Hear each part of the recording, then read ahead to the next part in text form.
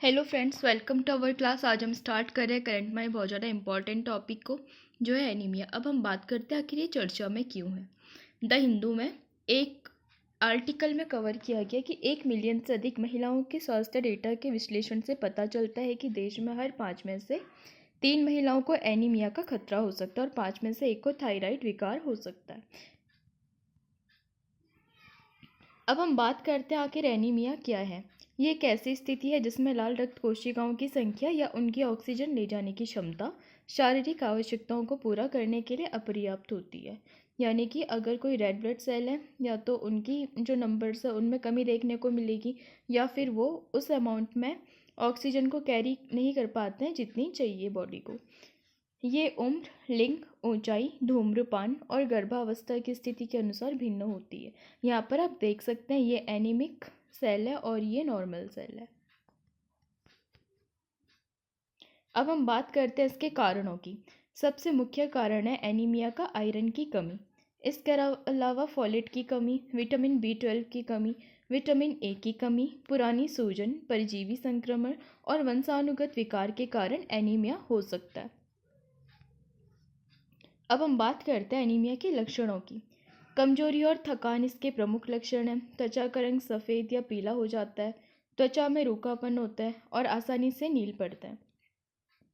इसके अलावा अनियमित दिल की धड़कनें होती हैं और सांस लेने में कठिनाइयाँ देखने को मिलती है। जीभ में छाले होते हैं, चक्कर आते हैं, बेहोशी जैसा महसूस होता है और हाथ और पैर ठंडे रहते हैं। सिर दर्द होता है, छाती में दर्द होता है, बाल और नाखून भी कमज़ोर हो जाते हैं। ये सारे एनीमिया के लक्षण हैं। अब हम बात करते हैं एनीमिया के दायरा की। ये सबसे ज़्यादा होता है स्त्रियों में। इसके अलावा 2 साल से कम आयु के बच्चे और छोटे बच्चों में भी एनीमिया देखने को मिलता है। जो वृद्ध वयस्क होते हैं, जिनकी आयु 65 वर्ष या उससे ज़्यादा हो, उनमें भी एनीमिया देखने को मिलता है। उन व्यक्तियों में जो रक्त को पतला करने की दवाइयाँ लेते हैं, उनमें भी एनीमिया देखने को मिलता है। साथ में जो पेट या आंत में अल्सर जैसी अन्य चिकित्सीय स्थितियों में होते हैं, उनमें भी एनीमिया की आम शिकायत होती है। अब हम बात करते हैं इसके निदान की। श्वेत रक्त कोशिकाओं की गणना यानी कि CBC काउंटिंग से हम एनीमिया को जांच सकते हैं। इसके अलावा लाल रक्त कोशिकाओं के आकार का आकलन करके भी हम एनीमिया का पता लगा सकते हैं। रक्त स्मीयर के साथ असामान्य कोशिकाओं की तलाश करके भी हम एनीमिया का पता लगा सकते हैं। एंड रेटिकुलोसाइट यानी कि जो अपरिपक्व रक्त कोशिकाएं होती हैं, उनकी गिनती के साथ नवगठित लाल रक्त कोशिकाओं की जांच करके भी हम एनीमिया का पता लगा सकते हैं। अब हम बात करते हैं आखिर एनीमिया के क्या क्या उपचार हो सकते हैं। आयरन की कमी से होने वाले एनीमिया के लिए आयरन की खुराक, दवाएं, रक्तादान एंड सर्जरी और यहाँ तक कि कैंसर का उपचार भी इसके उपचार हो सकता है। विटामिन की कमी से होने वाले एनीमिया के लिए vitamin B12 injection and folic acid की खुराक हम ले सकते हैं। दीर्घकालिक बीमारियों से संबंधित एनीमिया के लिए अंतर्निहित बीमारी का उपचार, रक्तादान या लाल रक्त कोशिका उत्पादन को बढ़ावा देने के लिए सिंथेटिक हार्मोन इंजेक्शन ले सकते हैं। इसके अलावा एप्लास्टिक एनीमिया यानी कि जहाँ पर जैसे रेड ब्लड सेल है, उनका निर्माण ही बिल्कुल बंद हो जाए, तो उस कंडीशन को कहते हैं अप्लास्टिक एनीमिया। तो इसमें लाल रक्त कोशिका के स्तर को बढ़ाने के लिए दवाएं और रक्तादान के माध्यम से हम उपचार कर सकते हैं। प्रतिरक्षी विकारों से संबंधित एनीमिया में प्रतिरक्षा प्रणाली को दबाने वाली दवाइयों का हम इस्तेमाल कर सकते हैं। अस्थि मज्जा रोग से संबंधित एनीमिया में दवा, कीमोथेरेपी या फिर अस्थि मज्जा प्रत्यारोपण यानी कि सेल स्टेम वाली प्रोसेस का यूज़ कर सकते हैं।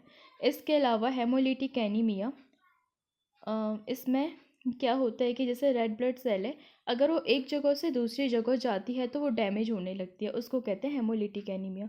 तो उसमें प्लीहा निकालना, प्रतिरक्षा प्रणाली को दबाने वाली दवाएं और रक्तादान या फिर रक्त फिल्टरिंग के माध्यम से इसका उपचार किया जा सकता है।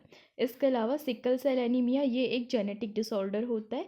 यानी कि जो रेड ब्लड सेल है वैसे तो ये राउंड शेप्ड होती है, लेकिन नॉर्मली इस वाली जो केस है जैसे सिकल सेल एनीमिया है, तो इसमें से सिकल टाइप का स्ट्रक्चर इसमें बन जाता है।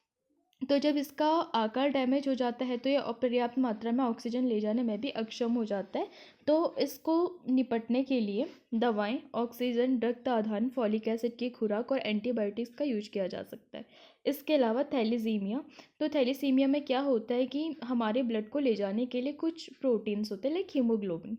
तो जब इनकी ही मात्रा कम हो जाती है या फिर ये प्रोटीन अपर्याप्त रूप से ऑक्सीजन को ले जाते हैं, तो उस कंडीशन में होता है थैलेसीमिया। तो इसका उपचार हो सकता है रक्तदान, फॉलिक एसिड की खुराक या तिल्ली निकालने या अस्थि मज्जा प्रत्यारोपण से। अब हम बात करते हैं भारत में एनीमिया को कम करने के लिए क्या क्या प्रयास किए जा रहे हैं। स्वास्थ्य और परिवार कल्याण मंत्रालय राष्ट्रीय स्वास्थ्य मिशन के तहत राज्यों या केंद्र शासित क्षेत्रों को वित्तीय और तकनीकी सहायता प्रदान की जाती है। Weekly iron and folic acid supplementation एक प्रोग्राम चल रहा है। तो उस कार्यक्रम में क्या होता है कि जैसे किशोरियां हो गई या फिर जो लड़के हो गए, तो उनके बीच एनीमिया के उच्च प्रसार की घटनाओं से संबंधित चुनौती को पूरा करने के लिए लागू किया गया। जो WIFS है यानी कि weekly iron of folic acid supplementation वाली प्रोसेस, तो उसमें क्या होता है, IFA टैबलेट यानी कि आयरन फॉलिक एसिड टैबलेट, इसको मतलब बांटा जाता है हर हफ्ते के अंदर। और साथ में कृमि संक्रमण को नियंत्रित करने के लिए एल्बेंडाजोल के साथ द्विवार्षिक कृमिनाशक दवा का भी प्रयोग किया जाता है। इसके अलावा स्वास्थ्य प्रबंधन सूचना प्रणाली और मातृ शिशु ट्रैकिंग प्रणाली के माध्यम से भी इस पर निगरानी बनाई जाती है। और प्रधानमंत्री मातृत्व सुरक्षा अभियान यानी कि PMSMA एनीमिया के मामलों का पता लगाने और उनका इलाज करने के लिए चिकित्सा अधिकारियों की मदद से हर महीने की 9 तारीख को विशेष ANC जांच कराने पर ध्यान केंद्रित के लिए ये चलाया गया। इसके अलावा एनीमिया के गंभीर मामलों से निपटने के लिए जिला अस्पतालों और सामुदायिक स्वास्थ्य केंद्रों में रक्तकोष भंडारण इकाइयों की स्थापना भी की जा रही है। और पोषण अभियान के तहत भी एनीमिया नियंत्रण पर विशेष ध्यान दिया जा रहा है, क्योंकि B12 एंड फोलेट आदि की कमी की वजह से भी, विटामिन A आदि की कमी से भी एनीमिया देखने को मिल रहा है। तो जब हम अच्छा पोषण लेंगे तो उससे एनीमिया कहीं ना कहीं दूर होगा। लेकिन कई बार क्या होता है, हम एक्सरसाइज नहीं करते, तो एक्सरसाइज भी कई मामलों में हमारे लिए अच्छा हो सकता है। लेकिन कई बार देखा जाता है कि ज़्यादा एक्सरसाइज करके भी एनीमिया की शिकायत देखने को मिलती है। तो एक बैलेंस डाइट और एक अच्छे लाइफ स्टाइल को हम अगर अपनाएं तो कहीं ना कहीं इन प्रॉब्लम से बच सकते हैं। तो चलिए दोस्तों, आज के लिए इतना ही। अब मिलेंगे नेक्स्ट क्लास में। अगर आपको पसंद आई तो लाइक कीजिए, शेयर कीजिए, सब्सक्राइब कीजिए। और जो चैनल है टेलीग्राम का, उसका लिंक आपको डिस्क्रिप्शन में मिल जाएगा। वहाँ पे आप क्लासेस से अपडेट रह सकते हैं और PDF भी आपको वहाँ पे मिल जाएगी। Thanks to watching.